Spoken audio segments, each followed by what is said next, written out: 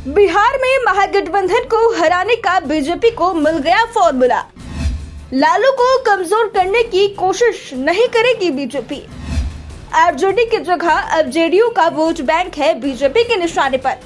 BJP ने 2015 से सबक लिया है। 2015 में आरजेडी, जेडीयू और कांग्रेस का गठबंधन था, तो सामने बीजेपी ने भी 4 पार्टियों के साथ गठबंधन कर चुनाव हम आरएलपी, एलजेपी के साथ बीजेपी ने चुनाव लड़ा।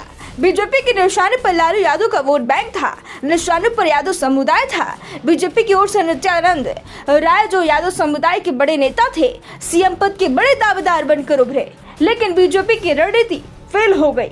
यादव आरजेडी के साथ चट्टान की तरह खड़ा रहा। नीतीश कुमार का लव कुश और ईसीबी वोट मिला तो महागठबंधन को एनडीए पर जबरदस्त बढ़ मिल गई और बिहार में बीजेपी महागठबंधन का मुकाबला नहीं कर पाई और अब महागठबंधन में वाम दल और शामिल हो गए हैं, यानी महागठबंधन की ताकत बढ़ गई है और बीजेपी का कुनबा लगभग 2015 वाला ही है। मुकेश सहनी की वीआईपी जरूर एनडीए के साथ आती दिख रही है, यानी 2015 और 2024 को साथ साथ देखें तो महागठबंधन ही मजबूत दिखाई देता है। लेकिन इस बार बीजेपी ने महागठबंधन को कमजोर करने के लिए अपनी रणनीति में बड़ा बदलाव किया है और इस बार निशाने पर आरजेडी की जगह नीतीश कुमार की जेडीयू आ गई है। बीजेपी नीतीश कुमार के वोट बैंक में सेंधमारी करने में जुट गई है। कुर्मी कुशवाहा वोट में बड़ी सेंध लगाने का बीजेपी ने प्लान बनाया है, इसलिए कुशवाहा समाज से आने वाले सम्राट चौधरी को प्रदेश बीजेपी का कमान सौंपी गई है। प्रचार भी किया जा रहा है कि अगर 2025 में बीजेपी की सरकार बनती है तो सम्राट चौधरी को सीएम भी बना जा सकता है। नीतीश कुमार के करीबी और जेडीयू के पूर्व राष्ट्रीय अध्यक्ष आरसीपी सिंह बीजेपी में शामिल हो चुके हैं। आरसीपी सिंह भी नीतीश कुमार की तरह कुर्मी समुदाय से आते हैं, यानी नीतीश कुमार जिस वोट बैंक पर दावा करते थे, बीजेपी पूरी तरह से उस पर कब्जे की कोशिश में जुटी हुई है। नीतीश कुमार को भी इस बात का एहसास हो रहा है, इसलिए वो लगातार अपने समुदाय के लोगों को बुलाकर उनकी समस्याओं को सुन रहे हैं। कुशवाहा कुर्मी के साथ बीजेपी के निशाने पर नीतीश का एसीपी वोट बैंक भी है। बीजेपी की नजर अति पिछड़ा और महादलित पर है। इनके साथ आने पर वह महागठबंधन पर भारी पड़ सकती है।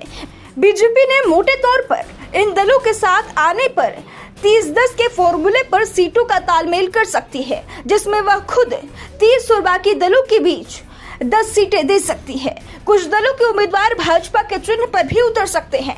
ऐसे में ज्यादा महत्वपूर्ण नहीं होगा कि दल के हिस्से में कितनी सीट आई। दूसरी ओर महागठबंधन में नीतीश कुमार दबाव में दिखाई दे रहे हैं। आरजेडी नेताओं के जुबान जो नीतीश को लगातार निशाने के लिए रखती थी, वो इस समय तो बंद दिख रही है, लेकिन कब तक नीतीश के खिलाफ आरजेडी नेता संयम दिखाएंगे, इसका अंदाजा खुद नीतीश कुमार को भी नहीं है। एक और बीजेपी नीतीश कुमार को लगातार कमजोर कर रही है, तो दूसरी ओर आरजेडी की ओर से भी नीतीश को कोई मदद नहीं मिल रही है। आरजेडी तो खुद चाहती है कि नीतीश कुमार कमजोर हो जाए। नीतीश कमजोर होते हैं तो आरजेडी बीजेपी के साथ आमने सामने की लड़ाई आसानी से लड़ सकती है। नहीं तो पिछले 2 दशक से बिहार में 3 पार्टियों के बीच मुकाबला होता आ रहा है।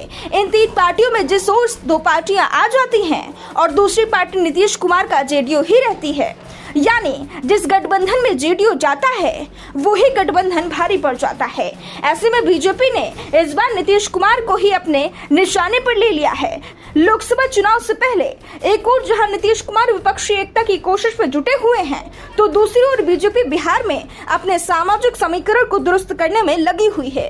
कोशिश है कि छोटे छोटे दलों के साथ गठबंधन कर महागठबंधन को कड़ी चुनौती ही नहीं दी जाए, बल्कि अपना वोट शेयर महागठबंधन से ज्यादा कर लिया जाए। Bureau report, the such India.